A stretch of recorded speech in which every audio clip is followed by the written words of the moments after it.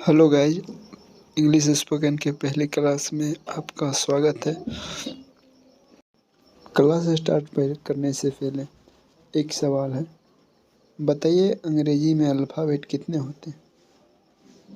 मुझे आशा है कि आप में से कई लोग बोलेंगे अल्फ़ाबेट 26 होते हैं, लेकिन आपका उत्तर गलत है, क्योंकि अल्फ़ाबेट तो केवल एक शब्द अर्थात वर्ड है, जिसका मतलब होता है वर्णमाला।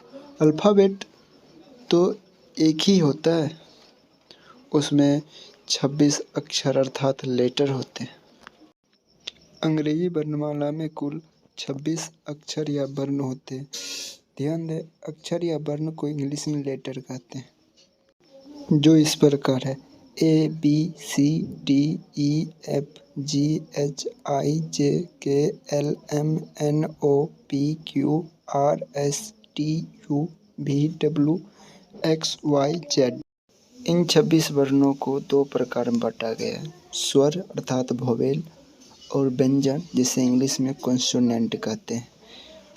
अंग्रेजी में वोवेल 5 होते हैं: A, E, I, O, U, और कॉन्सोनेंट अर्थात व्यंजन 21 होते हैं, जो इस प्रकार हैं: BCDFGHJKLMNPQRSTUVWXYZ।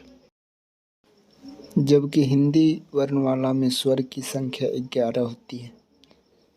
अगर कुल स्वर पूछे तो 13 होती, जिसमें अंग और आह को जोड़ दिया जाता है, और व्यंजन की संख्या 33 होता है। अर्थात वर्णमाला हिंदी वर्णमाला में कुल वर्णों की संख्या 44 होती है।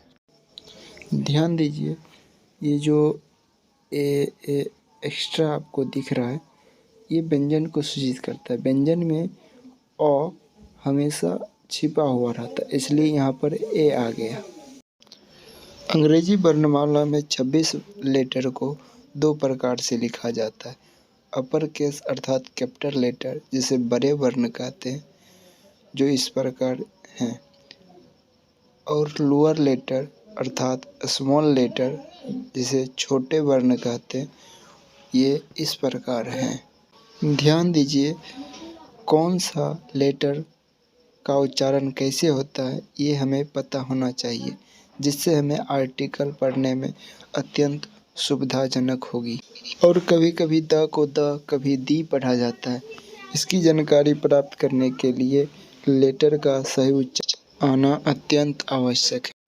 ध्यान दीजिए, क्या आपको पता है लेटर मिलकर वर्ड बनता है, वर्ड मिलकर सेंटेंस बनते हैं, और सेंटेंस मिलकर एक पैराग्राफ बनता है। आइए एग्जाम्पल से समझते हैं। Mojim is a good guy, he is my best friend, I love him a lot. ये पूरा पैराग्राफ है। ऊपर दिए गए पैराग्राफ में 3 वाक्य हैं। पहला, मोजिम इज ए गुड गाय। दूसरा, he is my best friend. तीसरा, I love him a lot.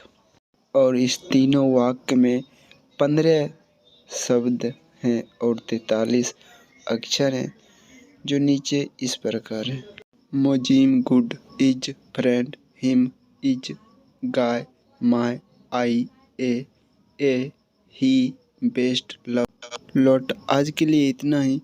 आशा करता हूँ आप लोगों को समझ में आया होगा। कमेंट में ज़रूर बताएं।